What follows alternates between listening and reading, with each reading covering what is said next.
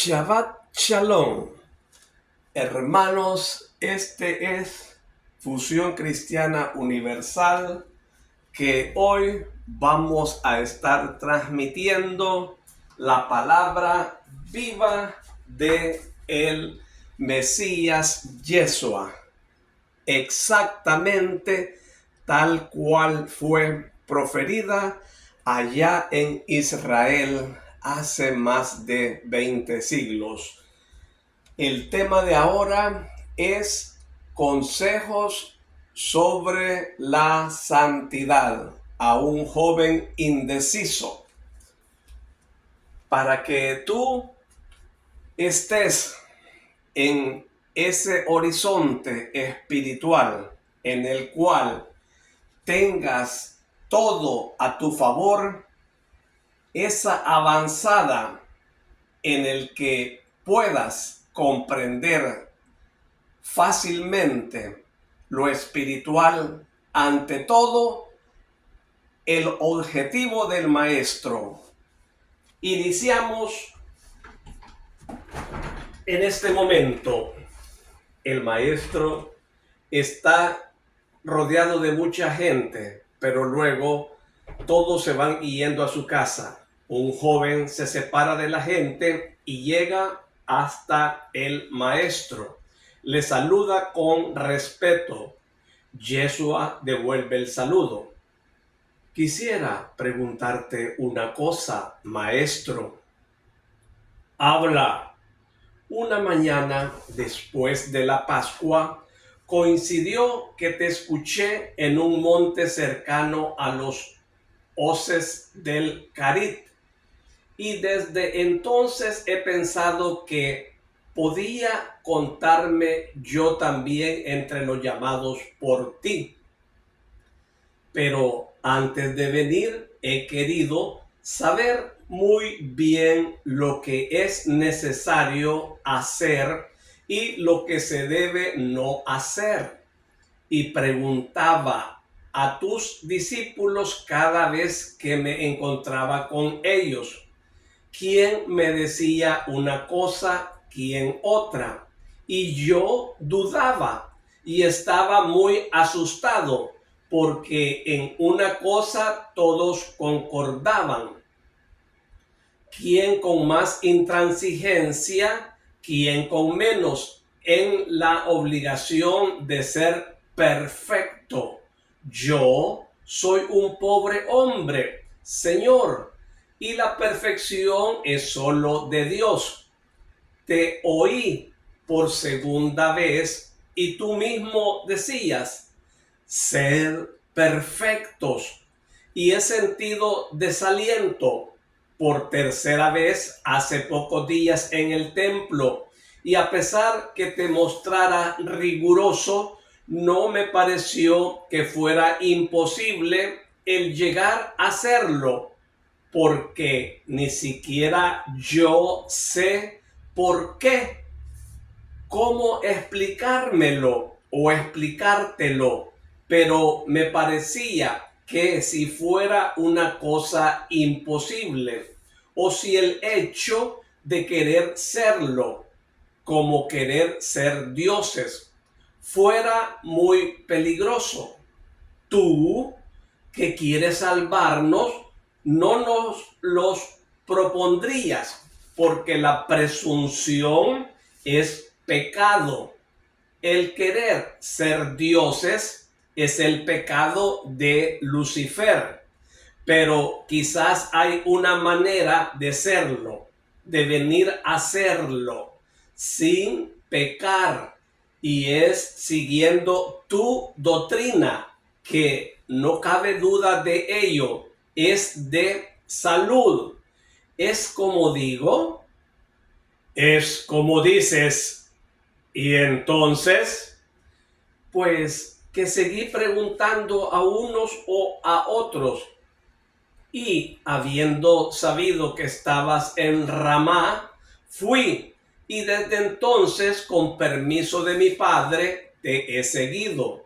Y bueno, pues que cada vez más quisiera ir contigo. Pues ven, ¿Qué temes? No lo sé. No lo sé siquiera yo. Pregunto, pero siempre mientras que escuchándote a ti me parece fácil y decido ir después reflexionando y peor, preguntando a unos o a otros me parece demasiado difícil. Te voy a decir cómo sucede. Es una insidia del demonio para impedir que vengas. Te asusta con fantasmas, te confunde, te hace preguntar a personas que, como tú, tienen necesidad de luz. ¿Por qué no has venido a mí directamente? Porque tenía, no miedo, pero nuestros sacerdotes y rabíes tan duros y soberbios, y tú, no me atrevía a acercarme a ti. Pero en Emaús ayer creo haber entendido que no debo tener miedo. Y ahora estoy aquí para preguntarte esto que quisiera saber. Un apóstol tuyo hace poco me dijo, ve y no temas, también es bueno con los pecadores. Y otro, hazle feliz con tu confianza. Quien confía en él le halla más dulce que una madre. Y otro, no sé si me equivoco, pero te digo que te dirá que la perfección está en el amor. Esto es lo que han dicho tus apóstoles, más dulces que los discípulos, al menos algunos, aunque no todos, porque entre los discípulos hay algunos que parecen eco de tu voz, aunque estos son demasiado pocos, y entre los apóstoles hay algunos que asustan a un pobre hombre, como soy yo. Uno me dijo con una sonrisa no buena, ¿quieres ser perfecto? No lo somos nosotros, que somos sus apóstoles, y quieres serlo tú. Es imposible. Si no hubieran hablado los otros, habría huido desanimado. Pero pruebo por última vez. Y si tú también me dices que es imposible, hijo mío, ¿podría haber venido yo a proponer cosas imposibles a los hombres? ¿Quién crees que ha sido el que ha puesto en tu corazón este deseo de ser perfecto? ¿Tu propio corazón? No, Señor, creo que has sido tú con tus palabras. No estás lejos de la verdad, pero respóndeme a otra cosa. Para ti, mis palabras, ¿qué palabras son? Justas. De acuerdo, pero quiero decir palabras de hombre o más que de hombre. Tú hablas como la sabiduría, y más dulce y claro todavía. Por eso digo que tus palabras son más que de hombre, y no creo equivocarme si he comprendido bien lo que decías en el templo, porque me pareció que en esa ocasión decías que eres la palabra de Dios misma, y por eso hablas como Dios. Has comprendido bien y es como dices. Y entonces, ¿quién te ha puesto en el corazón el deseo de perfección? Me lo ha puesto Dios por medio de ti, su palabra. Así pues, ha sido Dios, ahora piensa. Si Dios dice a los hombres, conociendo sus capacidades, venid a mí, ser perfectos, es señal de que el hombre, si quiere, puede serlo. Esta es una palabra antigua. La primera vez la escuchó Abraham como una revelación, una orden, una invitación. Yo soy el Dios omnipotente. Camina en mi presencia. Sé perfecto.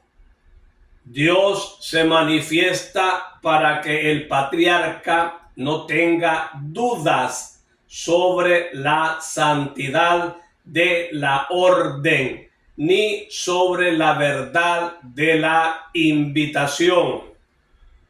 Ordena caminar en su presencia, porque el que camina en la vida convencido de hacerlo bajo la mirada de Dios, no cumple malas acciones.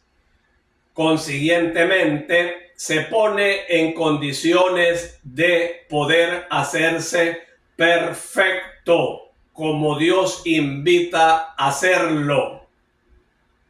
Es así, es justamente así. Si Dios lo ha dicho, es porque se puede. Oh, maestro, ¿cómo se comprende todo cuando hablas tú?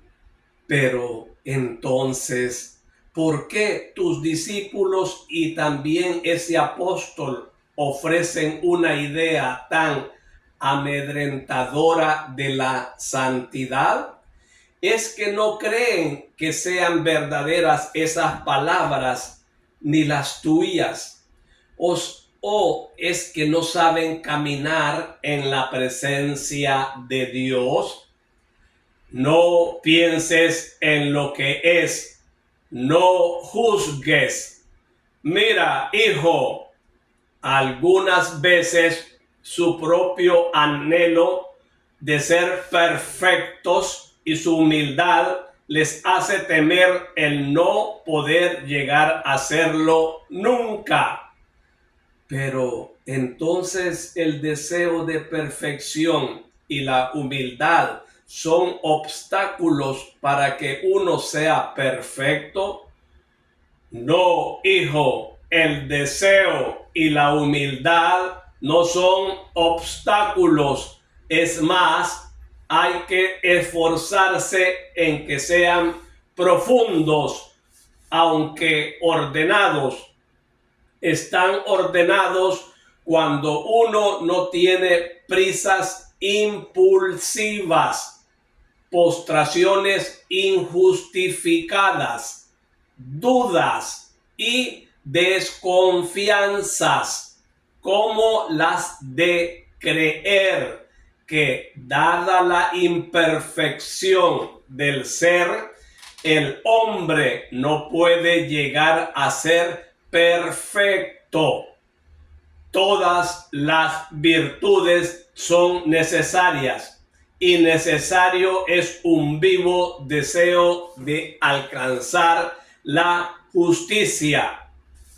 Sí, esto me lo decían también aquellos a los que preguntaba. Me decían que es necesario tener las virtudes, pero unos me decían que era necesaria una, otros otra, y todos sostenían la absoluta necesidad de tener una. que ellos consideraban virtud indispensable para ser santos. Ello me causaba miedo, porque ¿cómo se puede poseer todas las virtudes en forma perfecta, hacerlas nacer juntas como un ramo de flores distintas? Se necesita tiempo y la vida es tan breve. Tú, maestro, explícame cuál es la virtud indispensable. Es la caridad. Si amas, serás santo, porque del amor al Altísimo y al prójimo provienen todas las virtudes y todas las obras buenas. Sí, así es más fácil. La santidad entonces es amor. Si tengo la caridad, tengo todo. La santidad está hecha de esto y de otras virtudes, porque la santidad no es ser solo humildes o solo prudentes o solo castos, etcétera, sino que es ser virtuosos. Fíjate, hijo mío, cuando un rico quiere preparar una comida, ¿encarga acaso un solo plato? Otro ejemplo, cuando uno quiere preparar un ramo de flores para ofrecerlo como obsequio, ¿toma acaso una sola flor?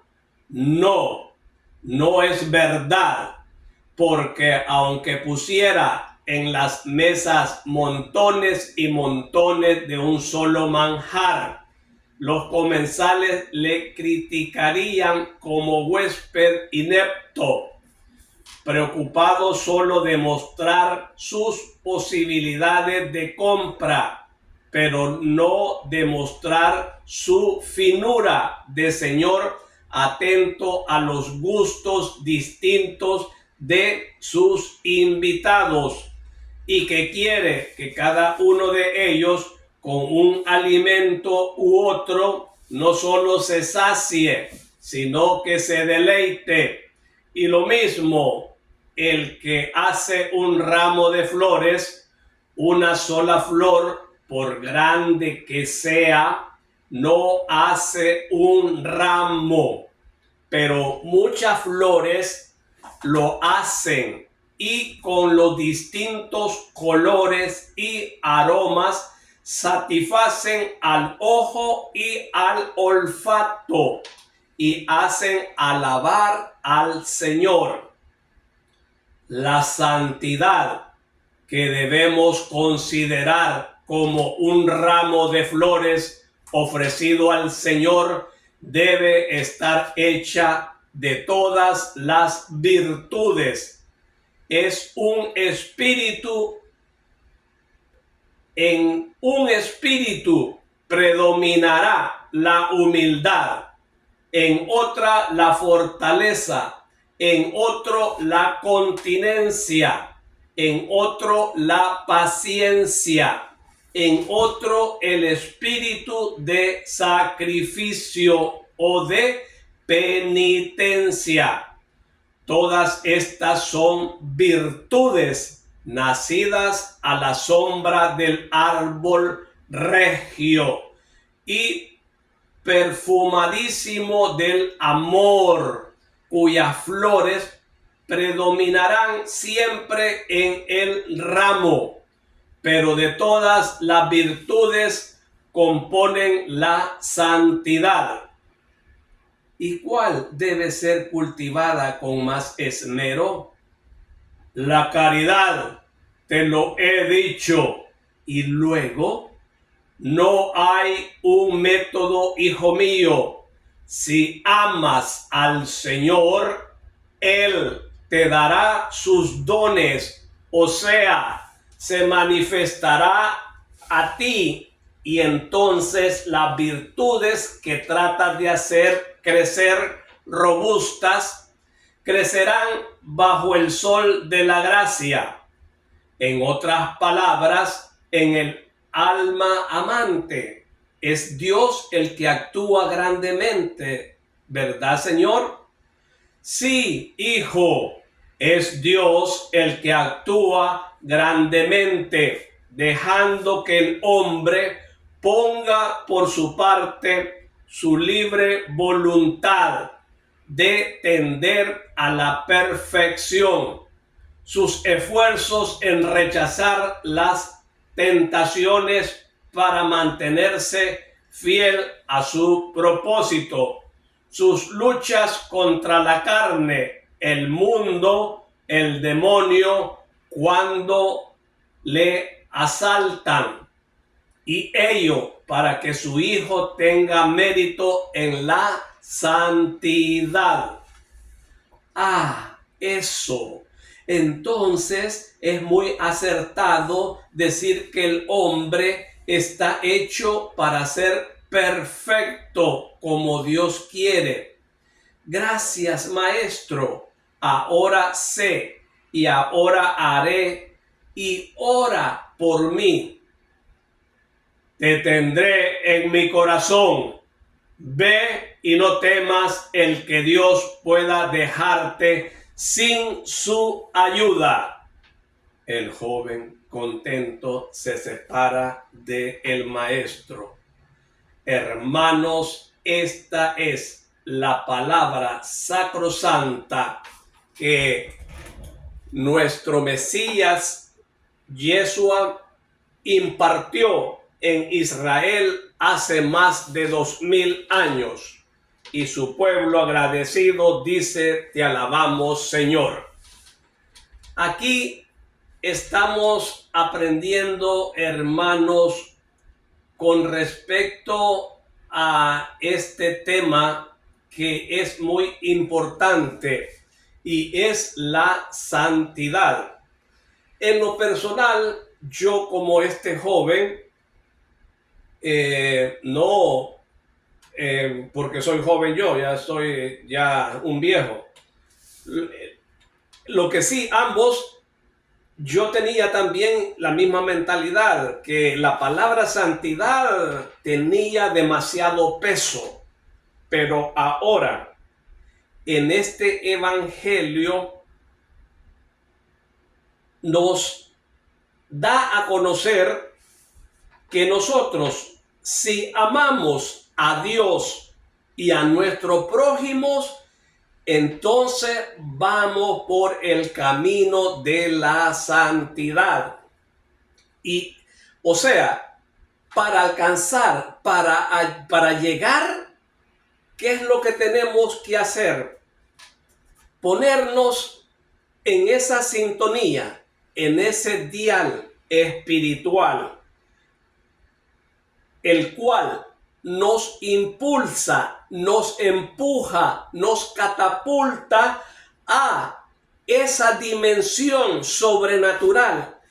Tanto así de que uno tiene que cambiar completamente en toda su actuación.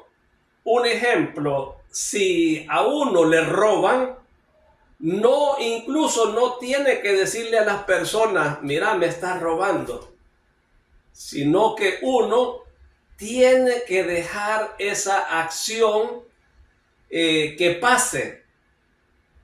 Lógico que uno no va a permitir que lo vuelvan a hacer, sino que uno va a tomar medidas. La situación está en que tiene que ser comedido uno, y a estas personas, lógico, como humano, como carnal, uno que somos hechos en la carne, tenemos, y todos, no podemos decir que vamos a amar a quien nos está robando. Es allí el punto neurálgico, es allí la situación muy compleja, en el cual tenemos que pedir al Señor, Señor, ayúdame a amar a esta persona, orando. Un ejemplo, que si esta persona te robó y luego te dice, préstame dinero,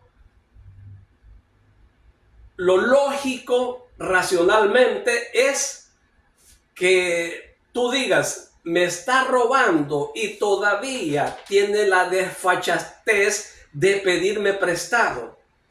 Es allí cuando tenemos que dejar que evolucione el amor, que aflore, que suba. ¿A dónde? Que de nuestro corazón suba a nuestro pensamiento. Y así nosotros vamos a actuar, porque nuestro pensamiento da órdenes al cuerpo. Y entonces uno dice, ok, yo te lo presto. Y allí, en ese momento, empieza algo sobrenatural sobre la otra persona. Le estoy robando y le estoy pidiendo prestado. Como que no es de este mundo. Entonces ahí como que decimos, ahí es donde esa otra persona con mentalidad negativa se pone a pensar, este es un verdadero cristiano. Pero como muchos, la mayoría, decir que ser católico, cristiano, y ahí da algo, como se llama, en el que hablar, en el que meditar, en el que pensar. ¿Cómo así? Cuando suceden estas situaciones, la otra persona revoluciona la mente y en verdad dice, también respeta a la persona esta que él le ha robado y está prestando dinero, y dice, bueno, si es así, en verdad que este ha cambiado, yo puedo cambiar también. Entonces ahí permitimos, estamos haciendo algo intrínseco en la otra persona. Estamos haciendo que revolucione, que accione, que salga la espiritualidad. Y en él va a decir, en verdad, este es una persona buena. Esta es una persona recta, honesta. Entonces, allí nosotros es que le ponemos brasas a él y a nosotros. Más que todo a nosotros, porque nos estamos dejando llevar por los ríos de agua viva que vienen desde nuestro corazón. Entonces nosotros estamos haciendo que evolucione nuestro corazón. Y al hacer que evolucione, nos estamos poniendo en ese dial del Espíritu Santo que quiere actuar en nosotros. Pero, cuando nosotros no actuamos correctamente con esta persona que nos roba y le decimos, no, yo no te presto, y entonces ya estamos usando nuestra venganza y no estamos utilizando la palabra de Dios, la estamos menospreciando. ¿Y qué dice su palabra santa? Mía es la venganza. Dejadme a mí. Tú te has robado, has perdido bienes, dinero, posesiones, inmuebles, lo que sea. Pero yo te voy a restituir, dice nuestro Dios, Hachén. Dice el Espíritu Paráclito Consolador. Dice Yeshua, dice Rúa. Rúa es el Espíritu Santo en hebreo. Hermanos, Esto está tan suculento que, bueno, pueden haber muchos para